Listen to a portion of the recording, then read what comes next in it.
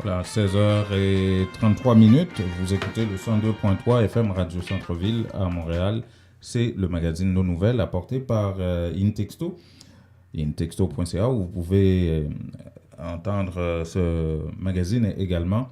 Nous sommes en direct sur Facebook. Nous serons en différé sur WhatsApp et YouTube un peu plus tard, évidemment. On est le jeudi 20 décembre 2018. Sur le plan local, on vous parlera météo avec à la fête, verglas et puis pluie abondante, dis-je bien, qui sont attendues d'ici ce soir à demain. On va vous parler de ça. Et il y a un grand dérangement pour ceux qui habitent Terrebonne. L'autoroute 640 en direction ouest sera fermée en raison des travaux d'Hydro-Québec. Ah ben, oh là là, ça, on ne sait pas pour combien de temps. Avant la Noël, il y a des travaux effectués actuellement par Hydro-Québec qui nécessitent la fermeture de l'autoroute 640. Et est-ce que ça sera terminé avant ça? On ne le sait pas. On a parlé à un porte-parole de Hydro-Québec à ce sujet. Pour ceux qui habitent Terrebonne, eh ben, ça ne va pas être facile. On aura évidemment François-Jean Denis qui nous apportera toutes les informations sur l'immigration. Et en Haïti, on parlera de Petro-Caribé. Il y a un sitting, un camping qui est réalisé actuellement devant la Cour supérieure des comptes et du contentieux administratif. Ça va se dérouler sur 2 nuits et 3 jours. Des Petro-Challengers qui sont là-bas. Entre-temps, il y a des fonctionnaires de l'État qui refusent de collaborer avec les enquêteurs, les auditeurs de la Cour supérieure des comptes qui promettent leur rapport pour le mois de janvier. Et le porte-parole du Premier ministre Jean-Henri Séan parle de sanctions qui pourraient être prises contre ces fonctionnaires-là si jamais ils n'obtempèrent pas, parce qu'il y a des circulaires qui ont été envoyées à ces gens-là et ils refusent de collaborer avec la Cour supérieure des comptes à cette enquête sur l'affaire Petro-Caribé. On parlera de dollars, montée du dollar. Il y a un économiste qui dit, écoutez, le gouvernement devrait se montrer un petit peu plus ferme et prendre des mesures de ce côté-là. Et on parlera budget également, côté haïtien de ce magazine. Bougez pas, on est parti pour à peu près 60 minutes d'information. Avec Digicel. Digicel, toujours à la recherche de nouveautés pour vous, vous amène de tout nouveaux forfaits pour gâter ce que vous aimez et qui sont en Haïti. Ces nouveaux forfaits sont valables jusqu'à 30 jours et vous offrent plusieurs façons de rester en contact avec votre famille en Haïti, par Internet et surtout par des appels et WhatsApp illimités. Restez connectés avec ce que vous aimez. Digicel vous offre plein de moyens de le faire. Ces forfaits sont disponibles chez tous les agents de Digicel, sur digiceltopup.com et sur l'application de Digicel Top Up. Termes et conditions applicables. Voulez-vous devenir propriétaire? La mise de fonds nécessaire vous manque? Barcelona Capital finance la mise de fonds dont vous avez besoin pour l'achat d'une propriété. Appelez-les dès maintenant. 514-861-1888. 514-861-1888. Cessez de payer l'hypothèque d'un autre et devenez propriétaire. Aucune vérification de crédit avec Barcelona Capital. Pour en savoir plus, visitez notre site internet www.barcelonacapital.com ou appelez 514-861-1888.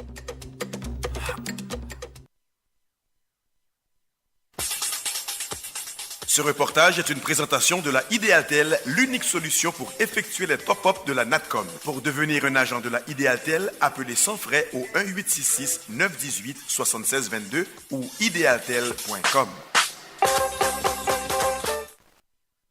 Voilà, on vous le disait qu'on allait vous parler de pluie verglaçante et pluie abondante également.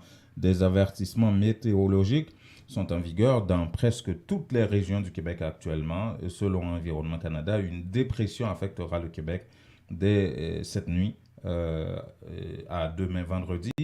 Dans un premier temps, la pluie verglaçante pourrait rendre glacées et glissantes différentes surfaces comme les routes, les rues, les trottoirs et les terrains de stationnement. La pluie verglaçante se changera éventuellement en pluie parfois forte, hein, il faut faire attention à ça aussi.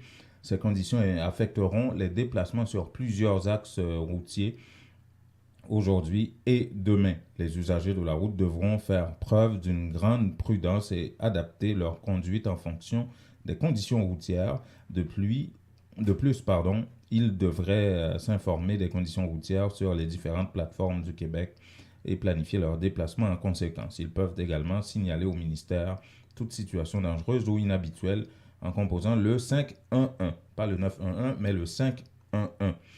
Savez-vous combien de kilomètres de route que le ministère des Transports entretient par année? 32 000 kilomètres de route. Et cet hiver, le ministère investira quelques 275 millions de dollars pour effectuer les opérations de déneigement et de déglaçage de routes également. Au total, plus de 1600 camions sont affectés à l'entretien hivernal du réseau du ministère. Et chaque hiver, le ministère utilise environ, écoutez bien, 800 000 tonnes de sel et 1 100 000 tonnes d'abrasifs afin d'assurer des déplacements sécuritaires. Une chance qu'on commence à utiliser plus d'abrasifs que de sel parce que c'est pas bon pour nos voitures, hein, les carrosseries de nos voitures ici au Québec. Il y a une autre situation aussi pas très intéressante qui se développe, qui a lieu à Terrebonne, l'autoroute 640 à Terrebonne, fermeture d'un tronçon de l'autoroute 640 en direction ouest pour une durée indéterminée. Le ministère des Transports informe également les usagers de la route de la fermeture préventive de l'autoroute 640 en direction ouest à la hauteur de la sortie 35 boulevard des Entreprises, boulevard des Seigneurs à Terrebonne, en raison d'un risque d'affaissement de la chaussée à la suite de travaux de forage effectués par Hydro-Québec. La fermeture de l'autoroute 640 ouest est préventive puisque la chaussée n'est pas affectée. Durant cette fermeture, les usagers de la route sont invités à suivre les détours balisés qui ont été mis en place par justement Hydro-Québec et le ministère des Transports. Par ailleurs, le ministère, en collaboration avec Hydro-Québec, travaille à la mise en place d'une déviation de la circulation qui, à terme, offrirait une voie par direction sur l'autoroute 640. Cette déviation sera en place dès que possible. Donc, les travaux sont en cours actuellement et on a réussi à joindre un porte-parole de Hydro-Québec pour savoir combien de temps est-ce que ça va durer ces travaux-là. Ça a l'air que d'ici Noël, ça n'aura pas été fini. Vous aurez ce dérangement-là pendant toute la période des fêtes de Noël. Écoutons à ce sujet Francis Labbé, porte-parole de Hydro-Québec. Donc, pour ne pas prendre de chance et pour régler le problème une fois pour toutes, on a pris la décision avec, bien sûr, le ministère des Transports de tout refaire sur un tronçon d'environ une dizaine de mètres. On va tout découper, on va tout enlever, tout remettre de façon stable, solide et sécuritaire. Mm-hmm. Entre-temps, oui, allez-y. Oui, entre-temps, allez-y, oui. Bon, ce qu'il faudra faire, bien sûr, c'est s'assurer que la circulation routière soit maintenue dans la mesure du possible. Mm-hmm. Donc, en même temps au moment où on se parle, on s'apprête à commencer le découpage de la route, mais aussi on a des travaux en cours pour l'aménagement d'une petite bretelle, une petite voie d'accès qui va permettre aux automobilistes qui circulent en direction ouest de bifurquer sur un petit bout là, sur la 640 direction est, donc une circulation à contresens sur une distance d'environ 400 mètres, avant de revenir ensuite sur la 640 direction ouest. Donc, vous voyez l'image, on va s'assurer que ça circule dans les deux directions, mais il y aura un petit bout à contresens, le temps que dureront les travaux qui vont nous permettre de refaire le bout là où il y aurait une instabilité de sol. Ouais. Donc, ce qu'on pense, c'est que d'ici Noël, tout devrait être rentré dans l'ordre. Ah justement, c'est la question qui allait venir. C'est le temps des fêtes, c'est un petit peu de dérangement pour les gens. Oui. Combien de temps est-ce que Hydro-Québec pense que ça pourrait être réglé? Bien, on l'espère là, vraiment là, que d'ici le 25 décembre, tout sera réglé. Mm-hmm. Si c'est possible de faire les choses encore plus rapidement, on le fera. Mais vous savez, c'est un bien moindre mal finalement que les gens, malheureusement, aient un dérangement au niveau de la circulation. Ce qui importe là, vraiment, là, c'est que ce soit sécuritaire, cette route-là. parce que hier soir, 17h, donc il y a 24 heures, on avait des doutes sur la sécurité de la route. Maintenant, on va régler ça. Et quand on aura terminé, ce sera réglé. Et on n'aura pas besoin de revenir plus tard. Là. On va bien faire les choses une seule fois. Ce sera définitif et on passe à autre chose. Et tout ça, ça sera aux frais de Hydro-Québec, j'imagine. Ben, en fait, ça, ce sera une question qui restera à être finalisée. Mais oui, de toute façon, la facturation, c'est un problème qui est loin d'être prioritaire en ce moment. Ce qui compte, c'est de faire les choses et on a décidé de le faire. Ensuite, pour qui paiera pourquoi et qui est responsable de quoi, ce sera des décisions, ce sera des discussions qui auront cours plus tard.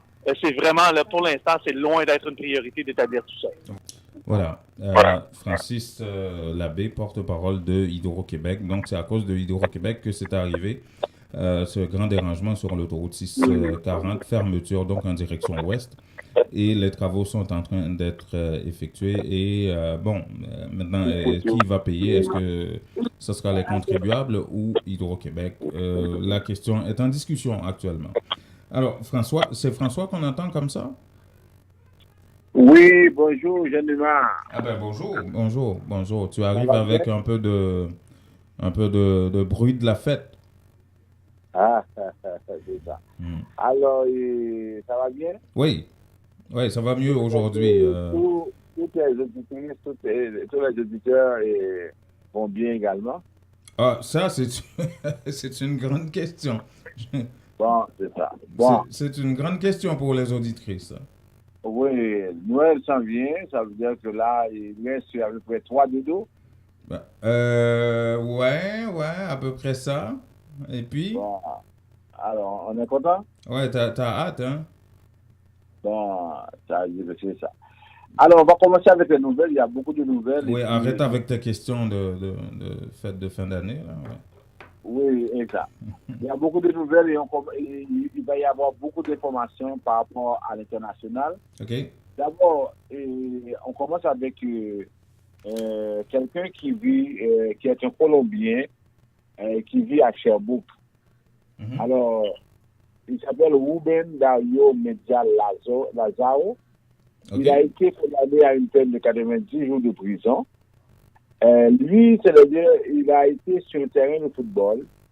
Le fait d'avoir lancé un ballon derrière la tête d'un arbitre, ça lui a valu 90 jours de prison. Et il est coupable de voie de fait armé causant des lésions. Et là, maintenant, il va purger une peine de plus de 6 mois. Étant donné qu'il était résident permanent, il n'a pas encore sa citoyenneté canadienne. Maintenant, il y a les démarches qui commencent pour le déporter. Ah bon? Pourquoi? Parce qu'il a lancé un ballon sur la tête d'un arbitre. Oui, sur la tête d'un arbitre. Durant un match de soccer amical. Ouais.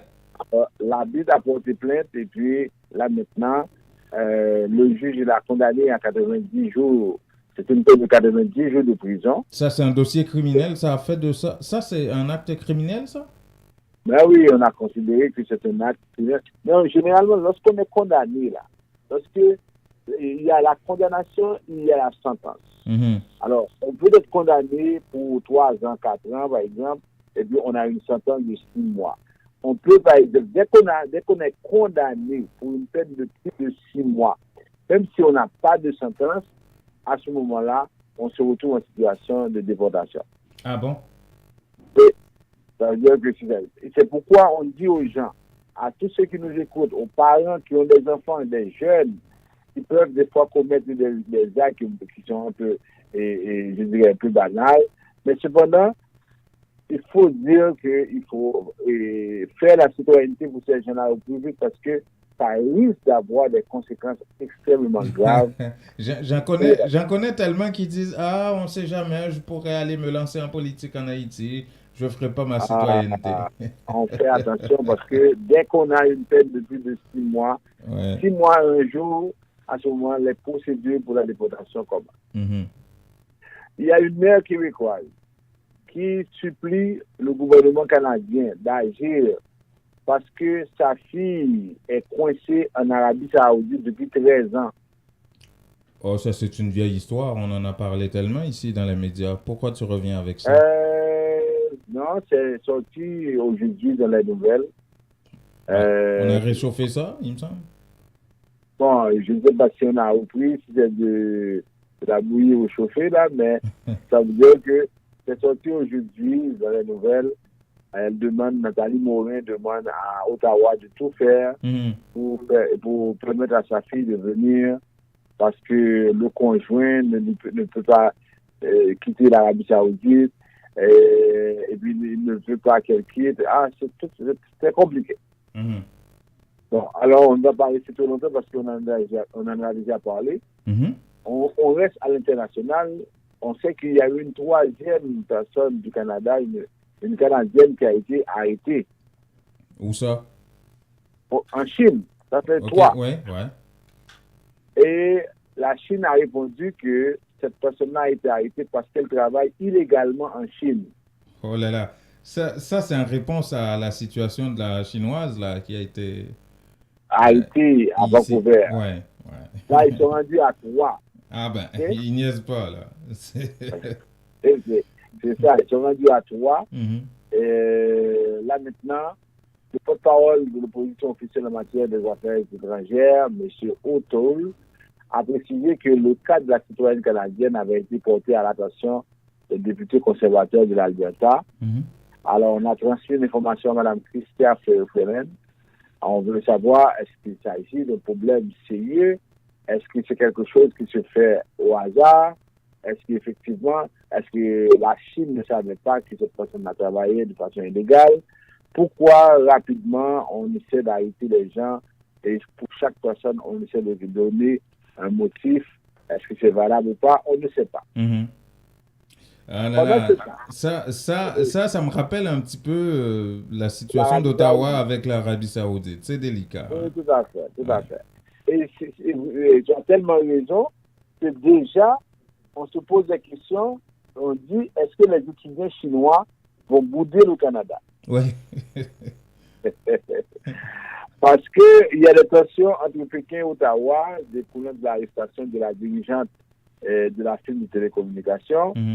Alors, le Global Times, un quotidien chinois réputé proche du régime, dans un article paru mardi qui insiste sur l'importance des retombées économiques de plusieurs milliards de dollars découlant de leur présence au Canada. On dit qu'il y a 140 000 ressortissants chinois qui sont autorisés à étudier au Canada en date du 31 décembre 2017. 140 000. On dit qu'il y a des parents chinois qui actuellement envisagent d'envoyer leurs enfants étudier ailleurs et commencent à considérer d'autres possibilités. On dit que les agents chinois, qui aident les étudiants à organiser un séjour à l'étranger, ont décidé de promouvoir moins activement les études au Canada pour éviter de nombreuses difficultés. Il y a EIC Éducation qui indique que le Canada est devenu l'une des destinations les plus populaires. Le nombre d'étudiants chinois dans le pays avait plus que triplé en 10 ans. En considérant que chaque étudiant dépense en moyenne 31 000 $ par année. Imaginez, c'est une estimation. Alors, le Canada, 31 000 par année. Le Canada a des retombées de 4 milliards de dollars chaque année avec les Chinois. Donc, il ne faut pas niaiser avec ça. C'est même plus que les Saoudiens, là. Ben oui. Parce qu'on a plus de 140 000 étudiants chinois au Canada. Alors, on dit qu'on se rappelle, lors des actions de l'Arabie Saoudite, qui avait dit en pleine crise diplomatique, qu'on va rappeler les milliers d'étudiants, Ottawa avait eu beaucoup de problèmes. Ottawa ne voulait pas que cela arrive. Maintenant, l'Université de la Colombie-Britannique dit que ça commence à l'inquiéter. Ah bon? Pourquoi? Mais parce que l'Université de Colombie-Britannique, c'est une université qui reçoit beaucoup d'étudiants chinois. Même l'Université de Montréal s'est dit inquiète si cette crise-là va persister, parce qu'elle commence à avoir beaucoup d'étudiants chinois en son sein. Alors, ça veut dire que là, maintenant, on demande à Trudeau de faire quelque chose, parce que la logique de Trudeau ne semble pas fonctionner. Parce qu'il a dit en conférence de presse que, et moi je n'ai pas compris ça, avec Patrice Roy, il dit que si j'appelle le président Xi Jinping, c'est ça? Oui. Oui. Si je l'appelle et qu'il refuse, c'est quoi l'autre alternative? Aïe, aïe, aïe. Ça, je n'ai pas compris là. Ah oui. Ouais. Parce que si vous êtes un dirigeant, vous faites une demande, d'abord, c'est pas parce que vous ne savez pas ce qu'il va vous répondre. On dit souvent, vous ne pouvez pas savoir aussi longtemps que vous n'essayez pas. Ouais, mais ils devaient. Comment ça, ils n'ont pas pensé à toutes ces réactions là possibles et potentielles dans un dossier comme ça? Hein? Bon, parce que là, la chinoise, elle a été libérée par un tribunal en attente, je crois, de. Hein? Sous caution de 10 oui, sous millions caution. de dollars. Oui, bien sûr. 10 millions de dollars. Ouais. Mais encore là, c'est que le Canada, souvent, agit, est trop fidèle, trop royaliste avec les autres pays. Mm-hmm. Ça veut dire qu'il y a eu un mandat d'Interpol. Alors, c'est normal que tous les pays qui ont signé des accords avec Interpol doivent respecter ça. Mm-hmm. Mais normalement, le Canada s'est fait un allié de Washington pour arrêter cette dame-là. Parce qu'on n'a rien à reprocher à cette dame au Canada. Ouais. On a pris la décision parce que les États-Unis ont demandé ça. Et aujourd'hui, les États-Unis ne sont pas trop pressés de faire venir cette dame-là. Et là, maintenant, la Chine reproche au Canada de faire le jeu des Américains. Ouais. Et les Américains sont en train de bien s'en tirer avec ça, puisqu'il n'y a pas de conséquences actuellement. Je pense que ça ne fonctionne pas vraiment au niveau de la diplomatie canadienne. Ouais. Parce que le Canada devrait se rappeler, lorsqu'il était en difficulté avec l'Arabie Saoudite, aucun pays n'a levé le petit doigt pour le défendre. Ouais. Alors, est-ce qu'on peut maintenant assumer cette responsabilité-là?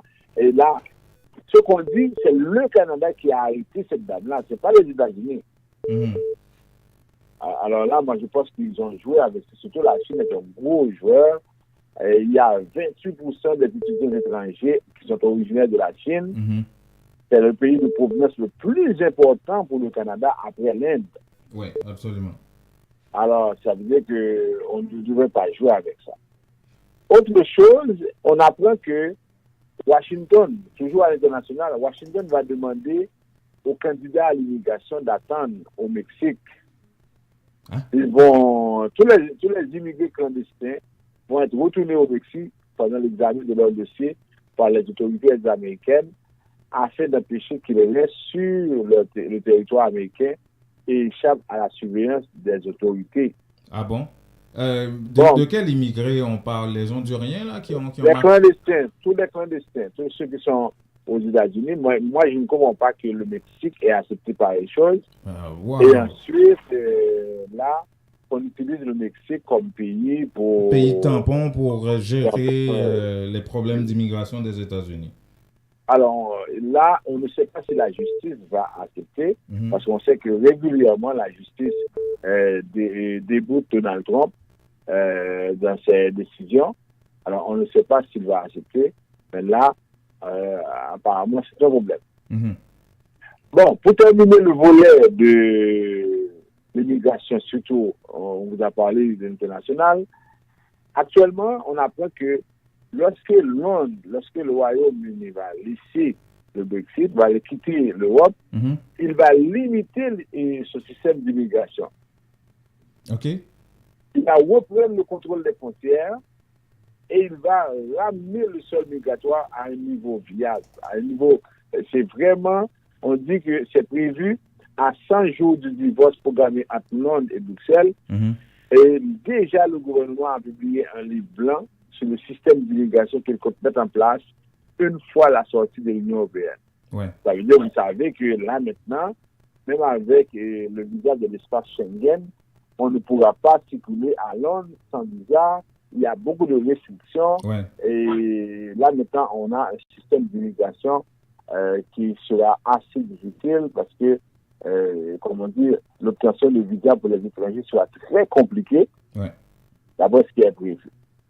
En tout cas, si on s'arrête là-dessus, on va toujours donner des informations Oui. par rapport à ça. Absolument. Eh ben, merci beaucoup, François. François Jean-Denis, qui était chargé Koulegba aujourd'hui. Oui, tout à fait. Salut François, à demain. Ok, à la prochaine. Ok. Avec Digicel. Digicel, toujours à la recherche de nouveautés pour vous, vous amène de tout nouveaux forfaits pour gâter ce que vous aimez et qui sont en Haïti. Ces nouveaux forfaits sont valables jusqu'à 30 jours et vous offrent plusieurs façons de rester en contact avec votre famille en Haïti, par Internet et surtout par des appels et WhatsApp illimités. Restez connectés avec ce que vous aimez. Digicel vous offre plein de moyens de le faire. Ces forfaits sont disponibles chez tous les agents de Digicel, sur digiceltopup.com et sur l'application de Digicel Top Up. Termes et conditions applicables. Voulez-vous devenir propriétaire? La mise de fonds nécessaire vous manque? Barcelona Capital finance la mise de fonds dont vous avez besoin pour l'achat d'une propriété. Appelez-les dès maintenant. 514-861-1888. 514-861-1888. Cessez de payer l'hypothèque d'un autre et devenez propriétaire. Aucune vérification de crédit avec Barcelona Capital. Pour en savoir plus, visitez notre site internet www.barcelonacapital.com ou appelez 514-861-1888. Vous avez besoin d'avancer dans votre carrière, mais il vous manque votre secondaire 5? En 5 ou 10 semaines seulement, vous pourriez l'avoir avec le centre Jean-Paul Lemay. C'est sérieux? C'est tout bon, oui? Ce n'est pas une blague. Un seul numéro, 514-326-6868. Appelez pour vous inscrire afin d'obtenir votre attestation d'équivalence de 5e secondaire en 5 ou 10 semaines seulement. Un seul numéro, 514-326-6868 ou visitez-les au 3735 de la rue Moncelet, coin Rome, à Montréal-Nord.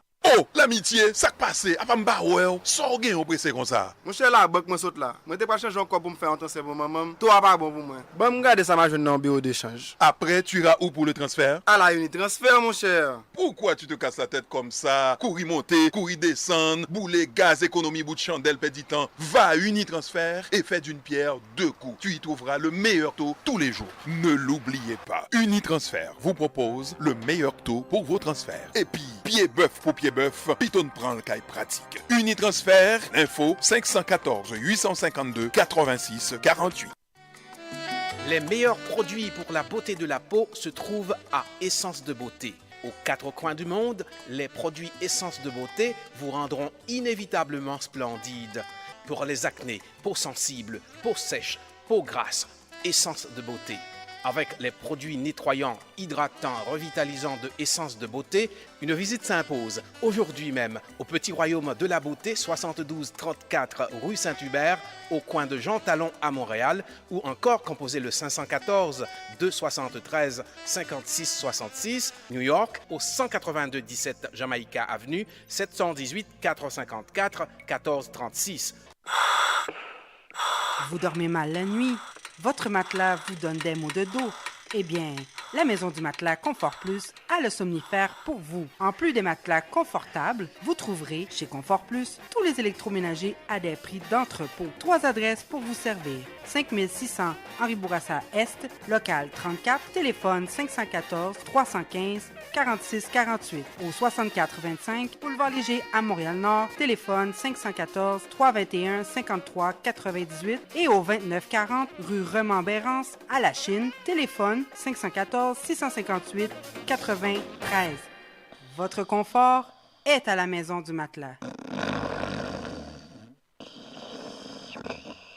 Ou al fait affaire avec une compagnie de green gauche tête bobèche pour régler dossier immigration au Canada pour te faire économie bout de chandelle ou à venir plein on prend refus parce que dossier mal préparé, formulaire t'es mal rempli ou même qui te voulait ça me t'es parlé. Tu vois, pour le même genre de dossier, Ti George WhatsApp, Fanny, Madame Joe Facebook et moi-même avions tous obtenu satisfaction pour avoir fait affaire avec Vision Max Service, cabinet spécialisé en immigration. Vous qui rêvez d'immigrer, d'étudier au Canada ou tout simplement de visiter le pays, Vision Max Service. Vous comptez demander un super visa, venir investir ou vous établir en tant que travailleur qualifié. Vision Max Service, un label de qualité. Vision Max Service, c'est le travail de professionnels qui étudient, traitent, suivent votre dossier. Ils vous conseillent, vous encadrent, vous accompagnent dans toutes vos démarches pour des résultats 100% excellents. 273 Lalu, coin Ruelle Vaillant, Port-au-Prince, Haïti. Téléphone 48 20 78 18, 22 09 76 82. Montréal 438 876 93 98.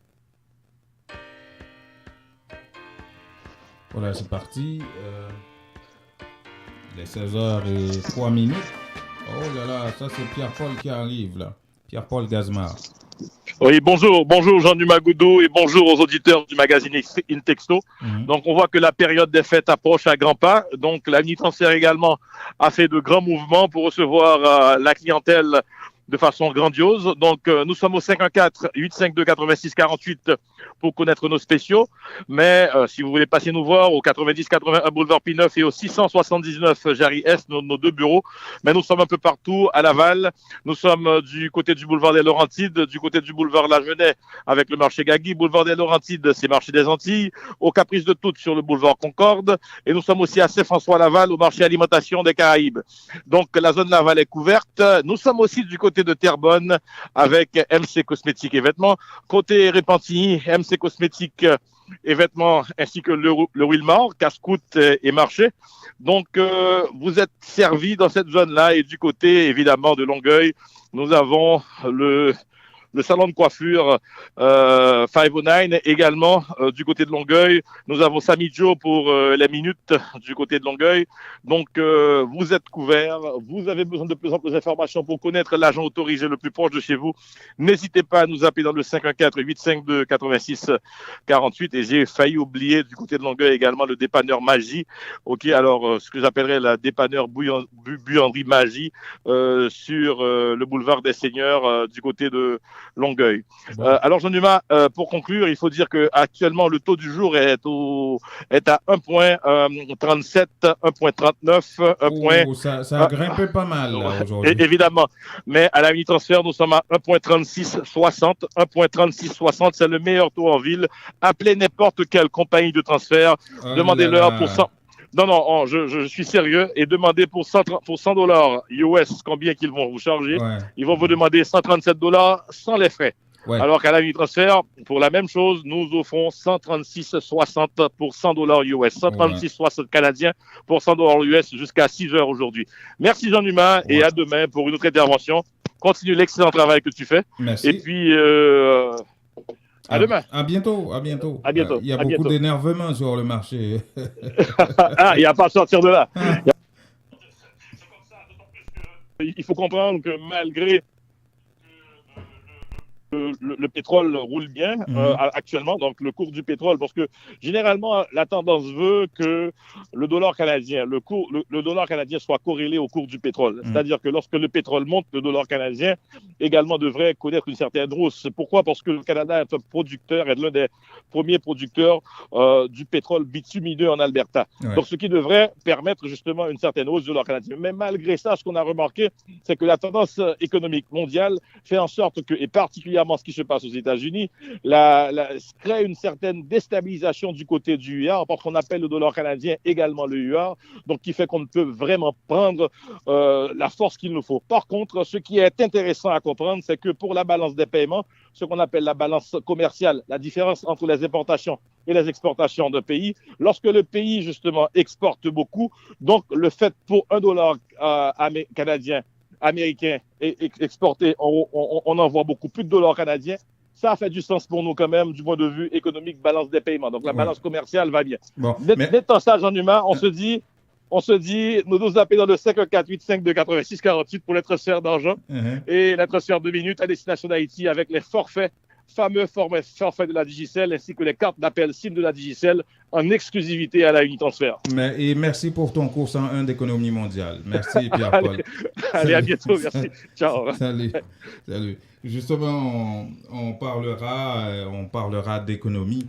Évidemment, on parlera de dollars en Haïti. Tantôt, vous allez comprendre ça, la montée du dollar. Il y a un économiste haïtien, un ancien banquier, qui dit que le gouvernement pourrait régler cette question-là et s'il avait de la volonté politique. Mais pour tout de suite, c'est pas de ça qu'on va vous parler. On va vous parler de Petro-Caribé, des Challengers qui réalisent un camping sur 3 jours et 2 nuits, et où ça, devant la Cour supérieure des comptes et du contentieux administratif. Il reste environ 1 mois pour ce rapport-là de la Cour des comptes et du contentieux administratif sur la gestion de ce fonds-là, évalué à 1,8, 1,9, selon le gouvernement, 1,8 milliard, et d'autres parlent 3,9 milliards. Et ce rapport devrait être déposé ou être prêt d'ici 1 mois, d'ici le mois de janvier. Mais toujours est-il qu'il y a des problèmes au niveau de l'enquête. On reviendra sur ça. Maintenant, écoutons pour juste avant un reportage de Radio Pacifique sur l'activité qui a eu lieu ce matin devant la Cour supérieure des comptes. En battant qui dressé devant local Cour supérieure des comptes là, Navni Christophe Akrisis et puis Pankat Namenyo, Petro Challengers yo décidé relimer flambeau mobilisation pour continuer demander pour les mieux fêtes sous gaspillage l'argent Petro-Caribé. Pendant 3 jours, sorti 20 pour arriver 22 décembre, Jeune Sayo a réalisé plusieurs activités tant coup bat ténèbres pour forcer autorité la justice pour responsabilité yo dans cadre dossier Petro-Caribé. Petro Camping qui lancé là pour 2 nuits 3 jours, j'en ai annoncé li devant Cour des comptes à midi à la sous bat ténèbres, il y a un point qui est en programmation pendant 3 jours ça yo et nous lancer quelques temps commencer riger, notre qui en route, système son en route et les commencer faire noir. Après projection qui ça yo dit qui fait à Petro-Caribé, projection qui ça Petro-Caribé a fait l'autre côté, projection même film parce que pays a un cinéma, il y a des films bien spécifiques qui ont un aspect social, des documentaires qui ont un portée social.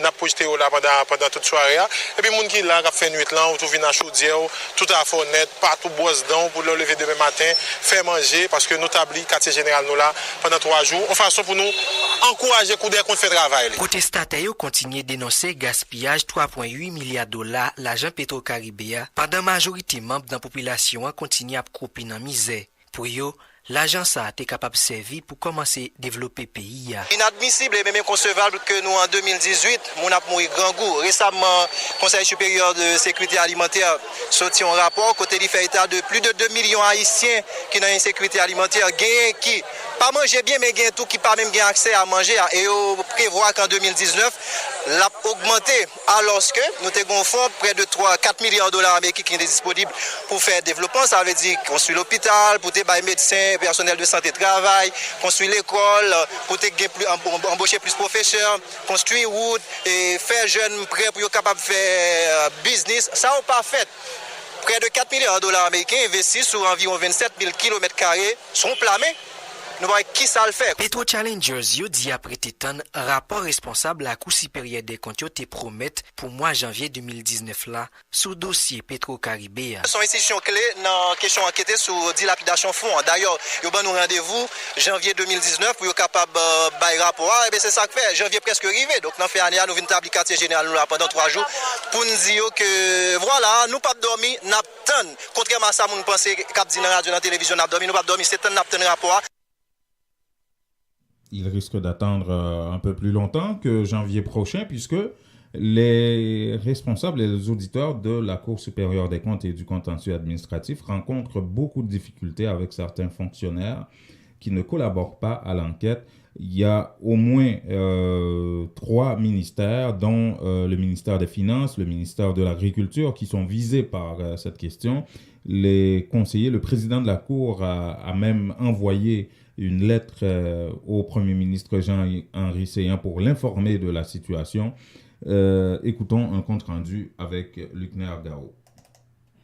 En effet, dans cette correspondance adressée au chef du gouvernement, le président de la Cour des comptes, Pierre Volmar de Mézieux, indexe les ministres de l'économie, de l'agriculture et l'Institut national de la formation professionnelle qui refusent de satisfaire aux exigences des vérificateurs. Pour produire son rapport, qu'elle doit d'ailleurs soumettre en janvier, la Cour des comptes a sollicité des institutions étatiques impliquées dans l'exécution des projets Petro-Caribé tout document susceptible de faire avancer son travail. Des vérificateurs ont été déployés auprès de ces entités pour faciliter la collecte des données. Et selon Pierre Volmar Desmaizieux, les 6 visites de travail effectuées au ministère de l'Agriculture ont été infructueuses. Les cadres concernés refusaient de collaborer. Portant le dossier devant le ministre Engrand, celui-ci a avoué son impuissance à faire coopérer ses subordonnés, a écrit le président de la Cour des comptes. De fait, dans un autre document circulant sur les réseaux sociaux, on peut confirmer 3 tentatives du directeur général du ministère et du ministre Engrand lui-même de convaincre 5 ingénieurs agronomes, cadres de l'institution, de collaborer avec les enquêteurs. 2 circulaires datant du 13 et du 26 novembre, signés par le directeur Branly Eugène, et un mémorandum en date du 28 novembre, pris par le ministre Jobert C. Engrand, n'ont pas fait bouger les choses. Daemon Gemon, dirait-on. Parallèlement au ministère de l'Agriculture, le ministère de l'Économie est cité par le président de la Cour des comptes. Le MEF devait fournir aux vérificateurs des informations concernant la dette de l'État haïtien liée au programme Petro-Caribé, ce qu'il n'a pas fait.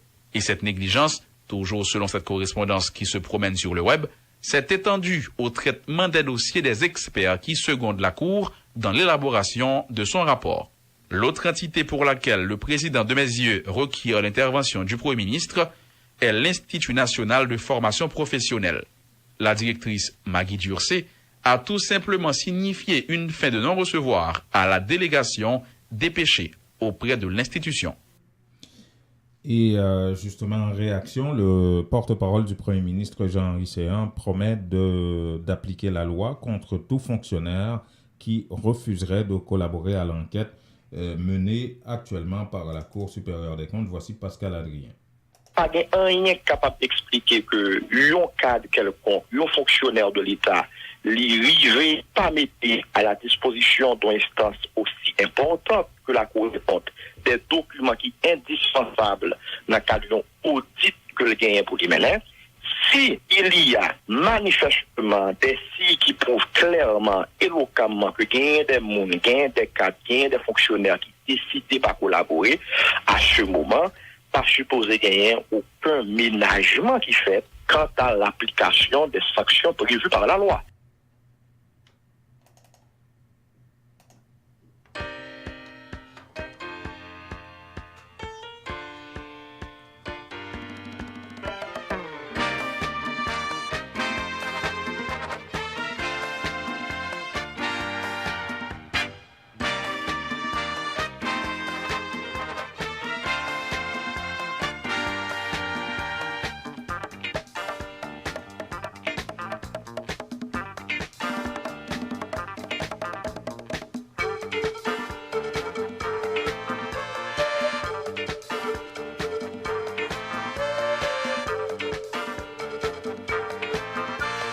Voilà, je devais vous parler d'économie en Haïti, de la gourde qui par rapport au dollar, la montée du dollar en Haïti. Et d'aucuns disent que dans pas longtemps, on arrivera peut-être à 100 gourdes pour $1, parce qu'on est quoi, à 80, entre 75 et 80 gourdes pour $1 en Haïti aujourd'hui. Et tout le monde en parle, c'est le sujet de l'heure. Mais comment arrêter cette hémorragie-là? Il y a un économiste haïtien, un ancien banquier, justement, qui dit qu'avec un peu de volonté politique, il n'y a rien là que le gouvernement ne pourrait pas régler. Il a donné plein d'exemples à travers le monde, comme en Argentine, où il y avait une situation comme ça par rapport au peso, et puis le gouvernement avait décidé à travers la Banque centrale de prendre des mesures drastiques. Et c'est arrivé assez souvent à travers le monde qu'il y ait des situations comme ça. Et puis les États ont su, la première fois que c'était arrivé, c'était aux environs de 1920, ce qui a provoqué la crise de 1927, vous vous souvenez, où il y avait vraiment beaucoup de famine, beaucoup de difficultés, et toutes les économies en pâtissaient à travers le monde. Et lui, ce qu'il prône aujourd'hui en Haïti, c'est des mesures drastiques. Voici... il s'appelle Pierre-Jacques Chéry, cet économiste-là. Le nom m'échappait, il fallait aller trouver ça. Et qui dit que l'État pourrait facilement régler cette question. La dégringolade effrénée de la gourde, c'est un phénomène planifié. Ça s'appelle la manipulation du change. Planifié par qui? Par des personnes qui font de l'argent dans le change, en achetant à 75 et en revendant à 77. Et ces personnes, généralement, sont insatiables. Plus ils font de l'argent, plus ils sont contents, quitte à détruire la monnaie nationale. Écoutez, il y a un exemple international très clair. Dans les années 1920, des gens comme ceux d'ici faisaient de la spéculation, de la manipulation des monnaies. Et ça a créé ce qu'on appelle la crise de 1927, the Great Depression, la Grande Dépression. Et à ce moment-là, le monde entier était en faillite à cause de la manipulation du change, qu'on appelle des fois aussi la guerre des changes, mais qui est tout simplement cette spéculation dont nous payons les conséquences. Par la suite, des dirigeants du monde entier ont compris que c'était stupide de laisser la principauté, etc. Et ils ont pris des décisions dans le genre à partir de la conférence de Bretton Woods, qui allait donner naissance au Fonds monétaire et à la Banque mondiale, que les monnaies allaient être à parité fixe. Et ça a duré une quarantaine d'années, l'économie mondiale a repris souffle. Vous pensez qu'on peut retourner à cette pratique aujourd'hui? Oui, c'est possible. Comment le faire? L'Argentine l'a fait en 1994. Le président argentin de l'époque, voyant que la dévaluation était de mettre son pays sous des haies, de mettre son peuple dans la misère, il sortit un arrêté présidentiel qu'à partir de telle date, donnant une certaine période de grâce, si je pourrais dire, aux acteurs financiers du change. À partir de telle date, le peso sera échangé à 1 peso pour $1. Point barre. Et ça a marché. Voilà. L'économiste haïtien Pierre-Jacques Chéry, qui est un ancien banquier, qui parlait de la situation de la gourde par rapport au dollar, une situation qui pourrait être réglée selon lui s'il y avait un peu de volonté politique de la part du gouvernement. Parlons économie, mais cette fois budget, et avec cette nouvelle mesure par rapport aux ONG. Vous vous souvenez, les ONG, il y a seulement 3 domaines où les ONG auront des franchises à 100%. Les autres devront payer 50% des frais de douane dorénavant dans le cadre de l'actuel budget qui est devant le Parlement. Et il y a une ONG haïtienne qui s'appelle Water for Life qui dénonce cette situation, qui dit, écoutez, nous déjà, on intervient là où l'État n'arrive pas à intervenir dans le domaine de l'eau, d'assainissement de l'eau, et pour permettre à des centaines de milliers d'Haïtiens d'avoir accès à l'eau potable. Et les équipements utilisés par cette ONG-là, ce sont des dons faits par des entreprises, soit aux États-Unis, ici au Canada, un peu partout, et qui doivent passer par la douane pour arriver en Haïti afin de forer des puits artésiens pour des gens qui n'ont pas accès à l'eau potable ou justement DINAPA ne peut pas arriver. DINAPA, c'est le service national d'eau potable. Et GI dit, écoutez, ça aura des conséquences sur de nombreuses personnes en Haïti, dorénavant cette mesure-là dans le budget. Maintenant, quand on nous demande de payer 50% des droits de douane, par exemple sur les tuyauteries, sur les pompes à bras, parfois sur les pompes submersibles quand on fait des forages en milieu rural, ça va réduire le nombre de personnes qui peuvent bénéficier de nos services. Par exemple, cette année, on a foré à peu près 130 puits. En milieu, là, les gens n'auraient jamais de l'eau potable. Et si l'État haïtien ne fait pas ce qu'il devrait faire, c'est ce que nous faisons maintenant, on a donné de l'eau, ça fait 350 personnes par puits. Si on a 150, ça fait à peu près 50 000 personnes qui bénéficient de l'eau potable, de l'eau propre. Et nous faisons les entretiens des pompes. Cette année, on a entretenu 450 à 500 pompes, 350 personnes par puits, ça fait à peu près 150 000 personnes. Oui, mais maintenant, est-ce que vous n'êtes pas conscient des difficultés rencontrées par l'État ici ou encore du désordre qu'il y avait? Et de plus, EDGI, vous parlez pour votre ONG. Est-ce qu'en d'autres termes, vous serez pour un traitement au cas par cas? L'État haïtien a des problèmes et nous, en tant qu'ONG Water for Life, nous supportons l'État haïtien dans ses responsabilités. Voilà. Eddy GI. Parlons toujours de budget avec l'économiste haïtien Edzer Emile qui a rencontré la presse hier autour, qui décortiquait pour les médias l'actuel budget présenté par Ronald Décembre, le ministre de l'économie et des finances. justement, selon cet économiste, il y a des points positifs, tout comme il y a des points négatifs dans ce budget. Voici un compte rendu avec Luxon Saint-Ville. Tout pays dans le monde a une dette, et tant que le plus riche, il y a plus de dette. Maintenant, moins mal à l'aise, c'est là que je n'ai pas suffisamment bien utilisé l'argent que je dois. Mais deuxièmement, c'est là que je n'ai pas même qu'à moyen pour me réaliser minimum de survie dans le pays et m'obliger qu'on y a là à prendre 21 milliards de gouttes dans le budget pour que je baille à des dettes, principalement qui arrivent au Venezuela. Dans ce budget, l'économiste note également, comme chaque année d'ailleurs, un manque de ventilation, voire une absence de transparence. Edzer Emile cite un exemple des entreprises publiques telles OAVCT, AAN et APN. Aucune précision n'est donnée sur leurs ressources. L'aéroport font bon l'argent, budget n'a pas dit. Budget a seulement dit entreprise publique, il dit autres ressources domestiques, il met ton montant. Donc moi-même, en tant que citoyen, dans même qu'on ait qui quantité l'argent OAVCT a fait. Ce sont entreprises liées. OAVCT, AAN, APN, il n'y a pas d'administration publique. Ce sont des entreprises publiques qui ont une obligation pour faire bénéfice chaque année. Donc, moi, j'ai besoin qu'on ait qui quantité l'argent fait. Donc, ça, pour moi, il pose un problème de transparence et de clarté dans le budget, et ainsi de suite. Le projet de loi de finances n'est pas sincère. Il n'est pas crédible non plus, déplore le professeur. Malgré les différentes annonces du gouvernement, Edzer Emile estime que l'ensemble des prévisions ne sont ni rationnelles ni réalistes.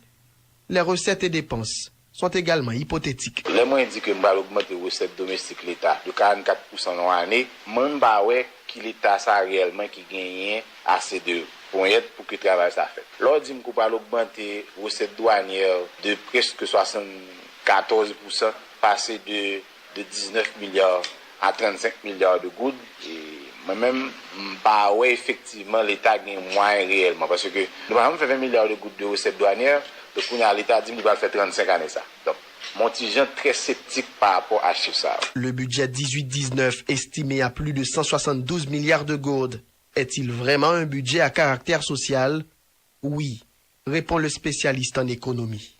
Une part importante a été allouée aux secteurs sociaux, certes, mais Edzer Emile entrevoit déjà une réduction des possibilités d'investissement. Si ma bail social qui peut être trop léger, qui n'a apaisement seulement, je pourrais avoir des difficultés l'année prochaine par rapport à de l'autre défi que je vais face à eux. Parce que c'est parce que mon n'a pas de travail qui fait que je suis obligé de manger. C'est parce que le pas un investissement sérieux qui fait que je suis obligé de des avantages sociaux de base. Donc moi je crois qu'il faut que moi te retrouver dans un budget qui est à la fois social mais qui est aussi économique pour me capable de résoudre deux problèmes en même temps. Voilà l'analyse de Edzer Emile du budget présenté par Ronald Décembre, budget rectificatif déposé au Parlement, au Sénat et à la Chambre des députés et qui est sujette à ratification bientôt lors d'une prochaine séance. Si séance il y en aura, bon, de toute façon, la Chambre des députés est en état de convocation à l'extraordinaire depuis quelques temps déjà, depuis leurs vacances. Mais il n'y a pas de séance malgré tout. Ils ont de quoi à réaliser une séance. Il y a la loi électorale pour les prochaines élections qui devrait être votée. Puis il y a le budget aussi. Entre-temps, bon, avant de dernier sujet à aborder avec vous, c'est l'augmentation du nombre de visas d'étudiants accordés par la France à des jeunes Haïtiens pour aller étudier en France. Écoutez, c'est une augmentation de plus de 100% de visas. On croyait que c'était la République dominicaine qui était le pays qui intéressait le plus les étudiants haïtiens. Ben, aujourd'hui, il y a la France qui apparemment est la destination, est une destination intéressante pour des jeunes étudiants. Thomas Poirier, dis-je bien, est chargé d'affaires à l'ambassade de France en Haïti. Il nous parle de ça. Je n'ai malheureusement pas de chiffres ou de ratios à donner comme ça. Ce que je peux juste vous dire, c'est qu'on est plutôt en ce moment dans une logique d'augmentation, je dirais, des visas étudiants, puisqu'on a beaucoup de demandes évidemment. On est passé il y a 2 ans à peu près à 150 visas étudiants à aujourd'hui environ 300 visas étudiants pour cette année. Par exemple. Donc là, en l'espace de 3 ans, on a doublé finalement le nombre de visas étudiants. Non pas parce qu'on avait envie de doubler, en soi, mais c'est parce que les dossiers, on a eu beaucoup plus de demandes avec des dossiers qui étaient évidemment très bons et donc qui étaient éligibles au visa étudiant. Je dirais tout domaine confondu et tout niveau confondu. On a beaucoup de demandes pour des premières années, mais aussi on a beaucoup de demandes pour des masters et des doctorats, puisque comme vous le savez ici, le système fait que on s'arrête au niveau licence, bac plus 4, et donc pour avoir un niveau master, on est bien souvent obligé d'aller à l'étranger, et donc que ce soit en République dominicaine ou que ce soit aux États-Unis, au Canada ou en France, et donc on a beaucoup de demandes pour poursuivre des études supérieures en master. Voulez-vous devenir propriétaire? La mise de fonds nécessaire vous manque? Barcelona Capital finance la mise de fonds dont vous avez besoin pour l'achat d'une propriété. Appelez-les dès maintenant. 514-861-1888. 514-861-1888. Cessez de payer l'hypothèque d'un autre et devenez propriétaire. Aucune vérification de crédit avec Barcelona Capital. Pour en savoir plus, visitez notre site internet www.barcelonacapital.com ou appelez 514-861-1888. Vous avez besoin d'avancer dans votre carrière, mais il vous manque votre secondaire 5? En 5 ou 10 semaines seulement, vous pourriez l'avoir avec le centre Jean-Paul Lemay. C'est sérieux? C'est tout bon, oui? Ce n'est pas une blague. Un seul numéro, 514-326-6868. Appelez pour vous inscrire afin d'obtenir votre attestation d'équivalence de 5e secondaire en 5 ou 10 semaines seulement. Un seul numéro, 514-326-6868 ou visitez-les au 3735 de la rue Moncelet, coin Rome, à Montréal-Nord.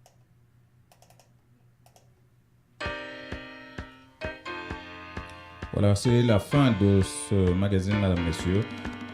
Merci de l'avoir suivi. Ici, Jean-Numa Goudou. Passez une très bonne soirée. À demain.